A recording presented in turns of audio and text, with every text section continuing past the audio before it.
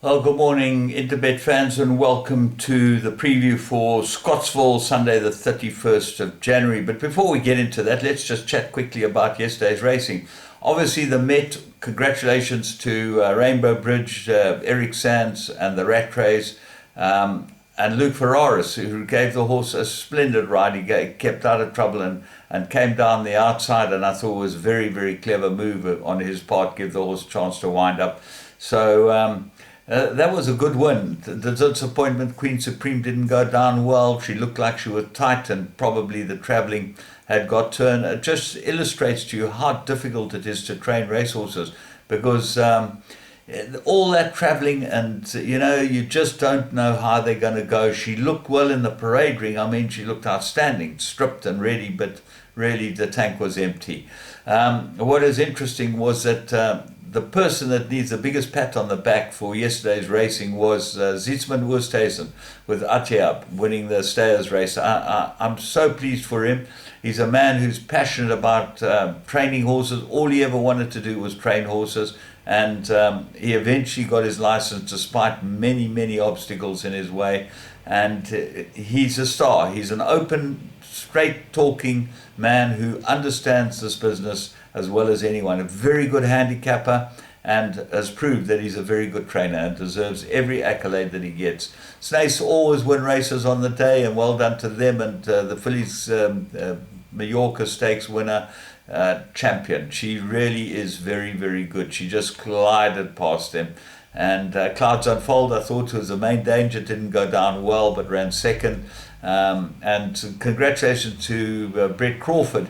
Very transparent. He said that he fancied Kelpie of his three, and it did ran third. So, that's what you want in this business, and transparency is what will help us get out of this terrible morass that we're in at the moment. And let's go into race one at Scottsville. There's 1,000 meters, maiden juvenile plate. And this is what I mean about transparency.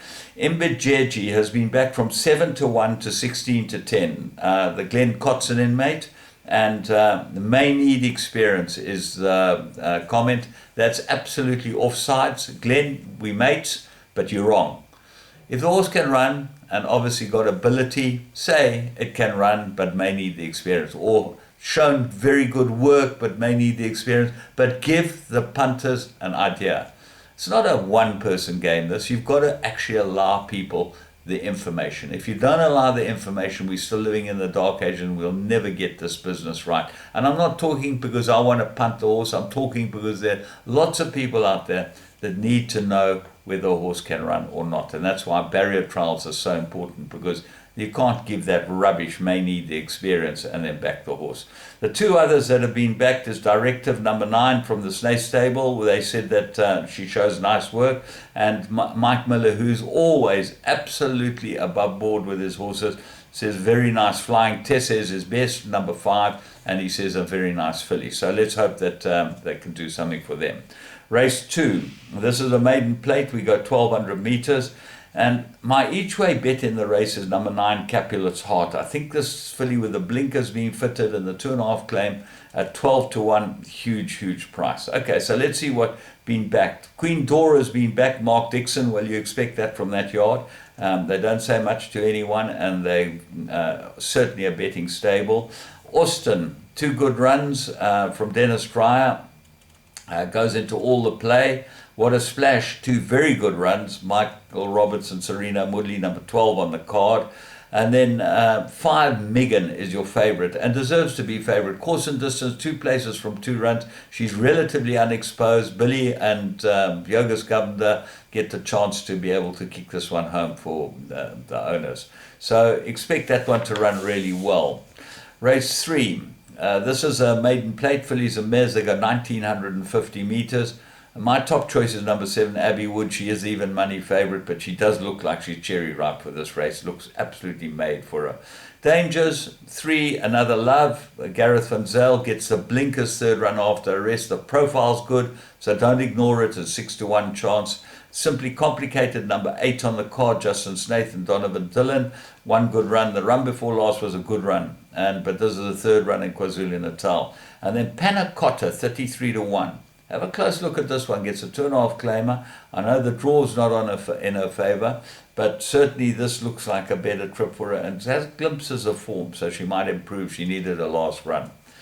Race 4, Maiden Plate, 2,400 metres, and this is a difficult race. H2O, number 2, is the favourite, Serena Moodley, Michael Roberts, and a very good last run, and certainly holds the rest of them on the Fat Cigar form. But don't ignore Grey Lingari. He was very unlucky last time, and he's much better over this 2-4. If you look at his form and his distance, his best run was behind San Verde over the 2-4 at Greyville, and Carl Stradham gets a ride on him, 2.5 claimer, drawn 1. I think he goes into all your play. There's a right race for him. Command Council, blinkers are off it, might improve for Daryl Moore, that's number 7. Ellis Island has run on twice, goes into the mix here, and so does Arminius. Lazarne Forbes is runner for Tristan Godden, but make a note that Serena Moodley would be riding it if it was the right horse. Serena's riding H2O. Awesome Zozo, I've fancied him a couple of times. I think he might be a bit of a big result for the quartet. Race 5, merit rated 73, 2,400 metres. Very, very open, this race. My top choice is a 7-1 chance. Dream Destiny from the Cobb Naidu stable with a claimer. 2 very good runs. Ignore its last start behind Arrow's Mark. Is much better over this type of trip. And certainly there were excuses. Gets a 1.5 claimer, Jacobs, and the 2 runs before that were very, very nice. And I'd expect Dream Destiny to be a big player here. Expect it to go well. Rise, very good form. Gets a 2.5 claimer in Carl Stradham. Should go well. Long Rain, shown its form on the poly, although the run before last was at Greyville on the turf. Not a bad run behind Arctic Tune. And then Baka. Have a close look at this one. Cheek pieces on Stuart Randolph. Not a bad run as last start. I expect it to go really well here. St. Philip, another one worth putting in. So basically it's a field race. Race 6, 1,500 metres, Pinnacle Stakes. You can go the top 3 in number order. Mary O, very good front runner, very hard to beat. Silent Crusade, she's got to run down Mary O. That's the problem. And then Drama Queen, number 3, looks like she's absolutely ready. She's 7-1, and I expect her to run really, really well. So those look like the 3 that will fight it out. Race 7, 1,200 metres, fillies and mares, 82.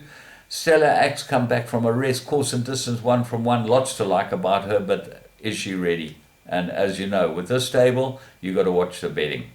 Marsan, I make this a big runner. Needed a last run, number 5 on the card. Justin Snaith for Serena Moodley. Should go well. And then Herrera, big priced horses and certainly might run well. They had a winner last week, threw everyone out of everything. So I'm having a very close look at Tini Prinsloo and Jared Samuel. Down the straight, should be good. Race 8, merit rated 88, 1,200 metres. And this is quite a difficult race. I think that Garth Puller holds the key here, because if you look, he's got double espresso, and he had another one in here. His ex-runner Mashari, it's not his anymore. Those look like the 2 who might fight it out. But then here comes the rain, good post-maiden run. Have to see if that goes through with it. Heroic Deed gets a blinkers. That's got to be have a chance. And Gareth Wenzel's other runner, Prince Kresh, goes into all the play as well. So quite difficult and quite open, but 4 horses should get you through. Race 9, 1,200 metre, Maiden Plate, fillies and mares. Another extremely difficult race. Gimme the Purple Light is your favourite, and should run well. Gareth Wright rode it last time, and Glenn Cotson trains it. So the Glenn Cotson stable could have a very, very big day today, and they're the ones to watch closely. Lundy Island, Garth Puller's runner, they also could have a good day as well. Jabu Jacobs, 3rd run after arrest, all ready to go there. Capriana, improved last, and certainly will be an improver. Intuitive, very well bred. Have a close look at this and listen for the comments. And Blanchetta gets a 4 kilogram claim. Should go into all the play. All in all, not an easy card, but I think if you take horses, it could pay very, very well. The pick six certainly, and it gives everyone a chance. There are a lot of winners of the pick six yesterday. Let's hope we get on the bandwagon today. From me, James Goodman, and all the Interbet team, have a great day's racing. Remember, you can go on Interbet and play live games now before the races. I played a bit of lightning dice yesterday. That's quite fun. Play the whole board, and hopefully you catch a lightning and get the times winner. That you can win.